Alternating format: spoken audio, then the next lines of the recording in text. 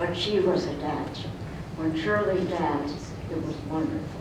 She had a natural rhythm. She loved to dance. And then, Chaim alluded to it, fashion.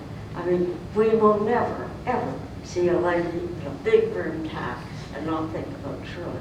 But nobody will ever look as good, ever, okay? And then in our family, we have humor. And Shirley loved a good story. So I never spoke to her without a laugh. And somebody told me, they asked a very erudite philosopher, what's the nicest sound on earth? And you know what the answer was? Laughter. So I will end with a joke that she liked, and I will tell it.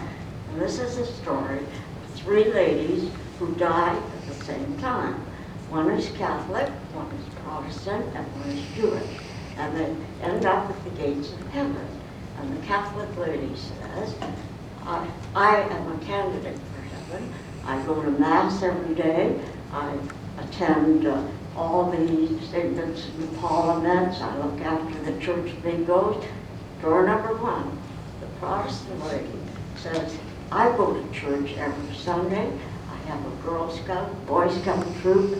Door number one, the Jewish woman arrives. Says, I go to synagogue every Saturday. I keep a kosher house. I work for Hadassah. And he looks at her and says, door number two. She says, wait a minute, why am I door number two? He said, don't you want to get your hair done first? So in our household, whenever I called my sister, she said, have you been to door number two? And I said, yes, I have. My wish, because I salute you, Shirley, they don't come better than me. But I practiced law for 62 and a half years. I know that Shirley is right. She did door two. She always did. She's right up there. But she's with my beloved sister, Helen, my big brother, Lou. And my challenge, because I'm in my 89th year, is I hope I make it. Lawyers don't have a big chance, but I...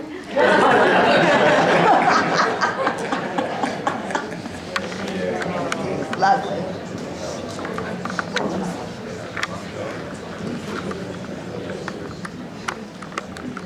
Ariela and Gerry.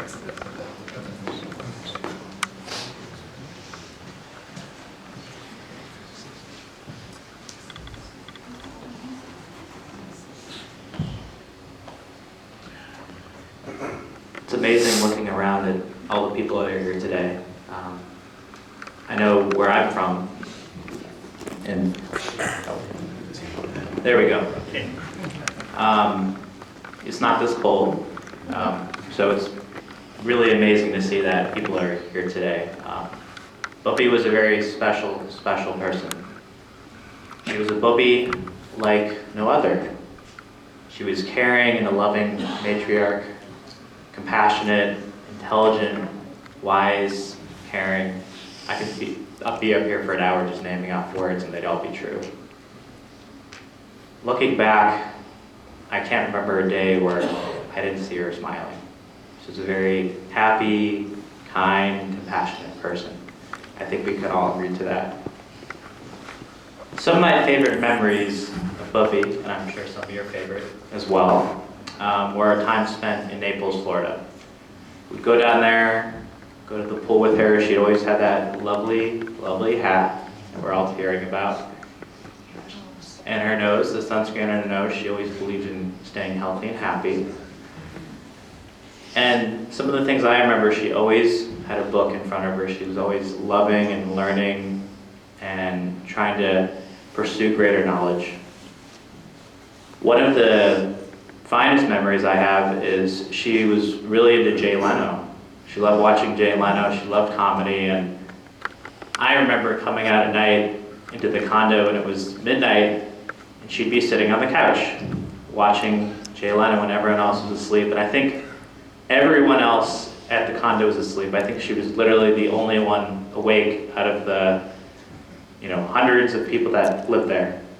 So it was really, really special. So I had those opportunities to sit with her and watch TV with her, and I remember she would nod off and we'd always have to wake her up and say, oh, are you gonna go back to sleep. You wanna go to bed? And she said, in a moment.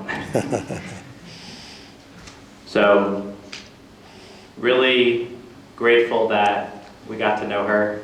Really special, intelligent, caring person, and there's not anyone else like her. So we really, this is a very, it's very sad, but it's also really a gift being able to know her and celebrate with her. So. I mean, she was an amazing mother to her kids, but it wasn't just her kids. It was the grandkids and her great-grandkids. There's stories to go on for generations and generations, and I'm just so grateful for the amazing memories she gave all of us in this giant family.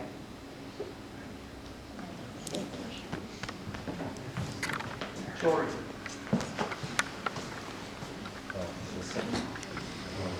Jory?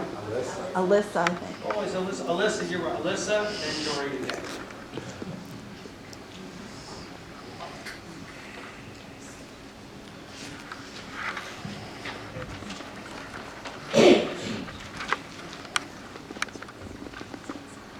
So I'm speaking today, and the sentiments I share are on behalf of myself, Miles, Lindsay, Justin, Ashley, and Aaron.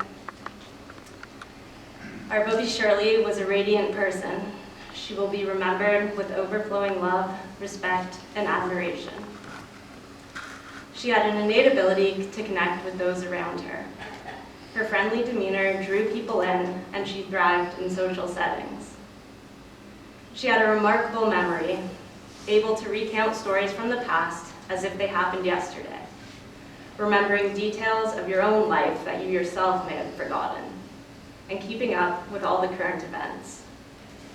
This built her aptitude for Jeopardy and made her a tough opponent for us to beat in any card game.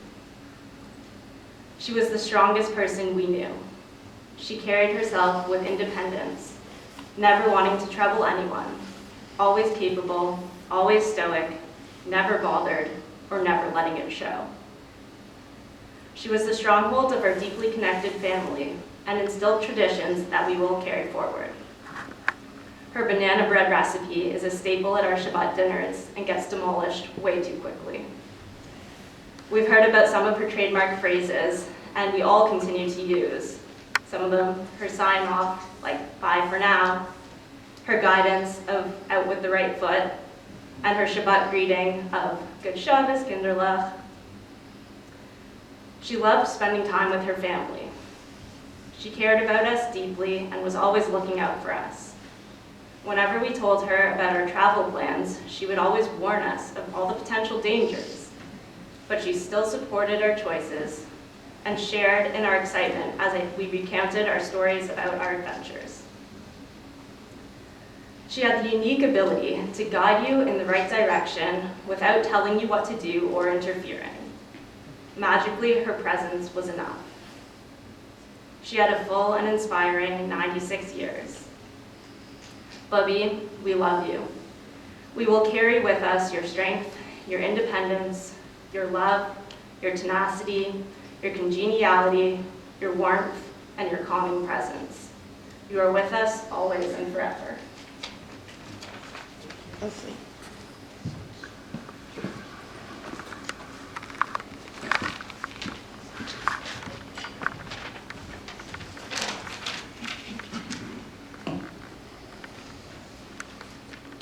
I'm honored to speak at this celebration of life for the remarkable Shirley Birbrager. Shirley literally and figuratively wore numerous hats throughout her long and illustrious life. When a non-biased opinion, her hat as Bobby fit the best.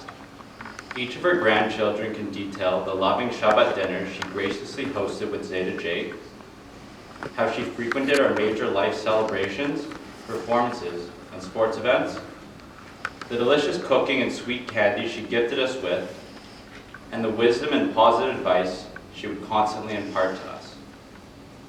I'm going to focus on the last 3.5 years when she lived with my dad and I. Let's call this her boob era. This time was highlighted by regular walks around the block or in the park, when we would admire dogs, flowers, and garden ornaments, watching TV shows, movies, and sports together, and our nightly card games, Kudenspielen, when she was routinely the big winner of these games. It was a tremendous pleasure hearing about the books Bob was reading on her Kobo, celebrating each time she finished a word search puzzle, listening to her sing when she was walking around the house, and waving to her during a swim when she was hanging out on the back deck during the warmer months. Helping to take care of Bob over the past few years has truly been one of the great joys of my life. Even if she was asking me to reheat an already steaming hot plate of food because it was lukewarm, or complaining that I was overwashing her bedding and did too much laundry, I enjoyed it all so much. In reflecting on this time together, I've come to realize that Bob was really the one taking care of me. Through a warm smile and good morning at the start of each day, to her sweet goodnight wishes and blown kisses when tucking her in at night, to every check-in, thumbs up, compliment, and suggestion in between, Bob was such a light and positive presence in our household and our lives. Of her infinite virtuous qualities, Bob possessed my favorite characteristic, humility, in spades. She always treated everyone with kindness and respect, and was such a modest person. She greatly preferred giving praise to receiving it. She was quick to offer a seat on the couch or at the table, or generously ask guests if they wanted a glass of water, some food, or a flower from the garden.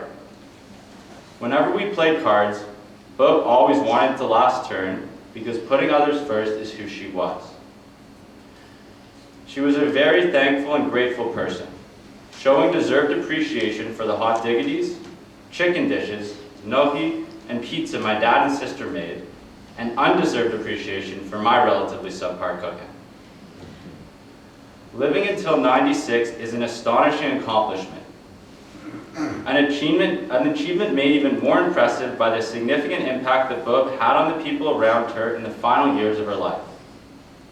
Her influence on me, especially in the past few years, is immeasurable. I watch her bring out the best in the people closest to her. Some examples being my dad acting as an exceptional caretaker, my sister turning into a world-class manicurist, and my brother as a certified match. A couple of summers ago, my dad bought solar-powered lights for the backyard which are visible from the kitchen table. These became Bob's lights, as she loves seeing them illuminate the night, during dinner, and when playing cards. When looking at her lights now, they represent the way she brightened our lives, except she would shine no matter the weather. Bob, your loss is enormous because you led an extraordinary life, but the legacy you leave behind will endure for generations. While I wish we would have spent more time together, I'm so grateful for the moments we shared and will cherish these precious memories forever. It is with a heavy heart that I say goodbye to a phenomenal booby, housemate, and friend. You are one of the most special people I will meet in my life. We will all miss you tremendously and love you even more. Thank you so much for everything. I'll take solace that you knew you followed one of your favorite pieces of advice and truly went out with the right foot.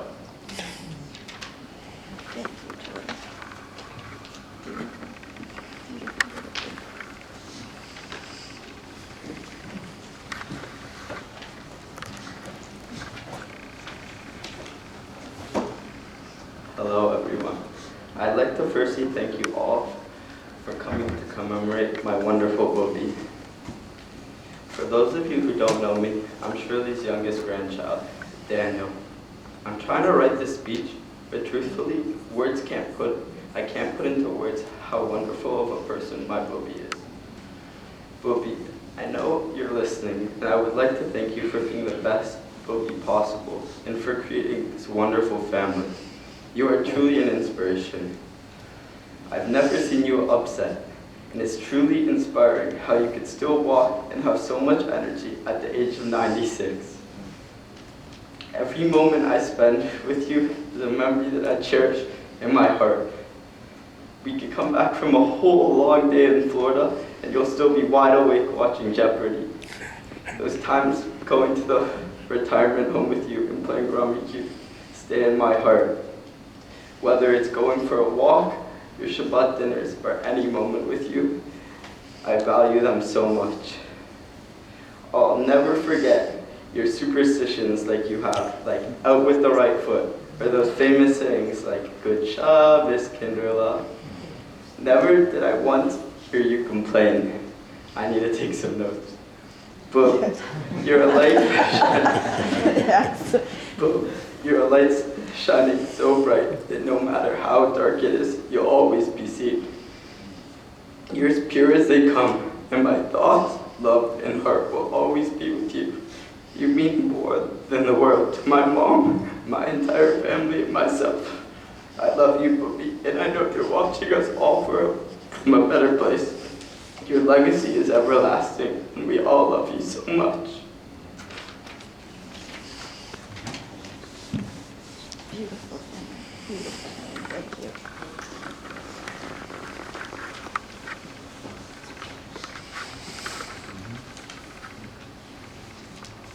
On my left, in the sanctuary at Beth David, about 4 or 5 rows from the back, was Shirley's Makom Kavua, her place of honor. But Kavua means that there's an expectation to be there every week, which she was. And Shirley was, I'm going to guess, probably 72 years old when I came to the shul. And I was very lucky because she liked me. Because if she didn't, she'd let you know it. And perhaps because my name was Marshall, it didn't hurt. You know, all of the speeches today were beautiful because of the heartfelt meaning behind of everything that she